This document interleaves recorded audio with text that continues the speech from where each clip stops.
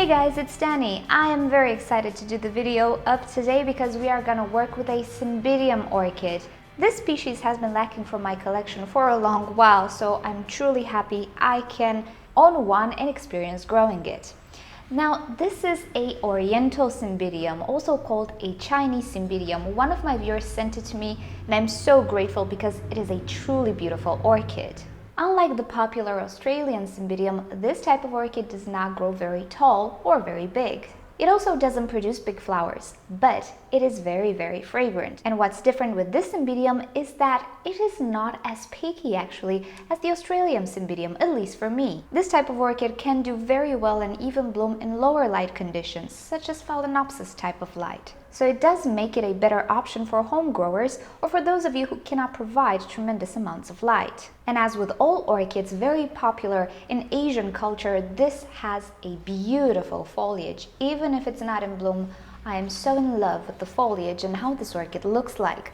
You can see it has a slight variegation here. I am a sucker for variegated leaves and I'm gonna enjoy this orchid even when it's not in bloom, as the blooms will bring me joy because the blooms are supposed to be incredibly fragrant. So as you can see, this orchid has two flower spikes. One was damaged and broke off in transport. I am very sad about this, but I will do my best to care for it and make this flower spike bloom. Okay, so now that we know a thing or two about this orchid, let's go through the repotting. I'll tell you about my thought process. So this orchid is a water lover, pretty much like the other Cymbidiums are. Now, I am not sure what altitude this particular one comes from, but I can assume it can be tolerant to Seramis, which is very appropriate for a lithophytic orchid. So the medium that I will use is Seramis. I will use the bigger chunks of Seramis, and you'll see in a minute why. Now, the proper pot for this orchid would be a tall and narrow one, due to aesthetics, but also due to the fact that this orchid creates pretty deep roots. But sadly, I do not have such a pot, so it's in between the 13cm one and the 15cm one. I will go for the 15 actually, because it is deeper.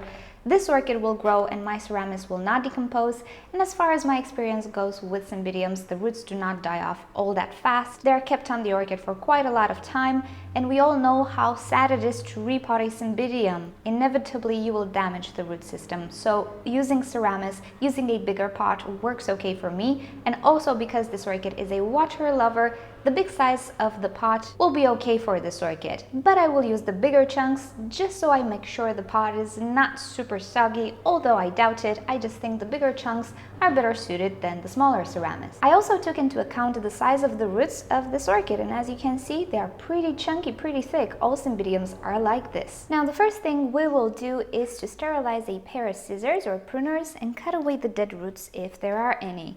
I have a few on this orchid that are not alive anymore, and I would rather cut them, but luckily not many of them. Now, the way to know is to press on them, because sometimes you will have surprises. New roots can be white indeed, but with time they tend to stain and become pretty brown. So if you press them and you feel they are papery and or mushy, you are safe to cut them.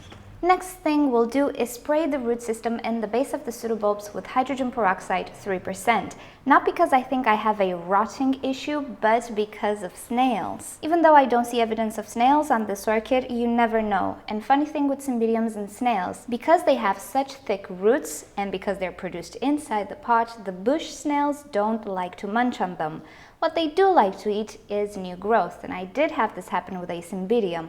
I ended up losing the new growth completely. So just to be sure, I'm gonna spray this orchid. So I rinsed up my pot, and I've also rinsed the Seramis very well, and I'm just gonna start to add layers of Seramis to this pot. I think this is a pretty good level if I hold my orchid in place and then just add Seramis.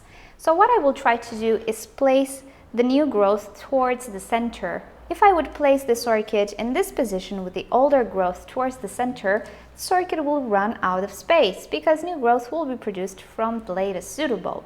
And here is the finished product. I also used a stake just until the orchid gets stabilized by the roots. And right now, I really hope the flower spike will continue to develop. It will not suffer from the shock. Now, I plan on keeping this orchid in oncidium type of light. Even though it can handle lower light levels, the viewer who sent it to me kept it in bright light up until now, and it managed to spike. So this orchid is adjusted to bright light. I will not go as far as Vanda or Cattleya light, but definitely Oncidium should be okay for this orchid. And I intend to maintain it moist until the flowers are gone and then just read the orchid, because in the winter time the Cymbidium should stay rather dry than moist. When growing season starts, I can start watering it and fertilizing it again. So I will keep you up to date. I hope I will return with a video on the flowers. I cannot help but notice how elegant this orchid is, and I would place it next to the Neophonetia fulcata, another very popular orchid in the Asian culture. These are orchids that in my opinion are gorgeous even if they're not in bloom, and I do have a video on the subject. You can check the info card on the screen or the description below with my list of orchids that I think look absolutely amazing even without flowers. So hope to come back with some great news on the flower spike. Thank you so much for sending this orchid. I am in love with it. I really like Asian type of popular orchids I discovered. And thank you guys for watching. Hope you found this useful. Don't forget to rate and subscribe for more videos. I'll see you all next time. Bye!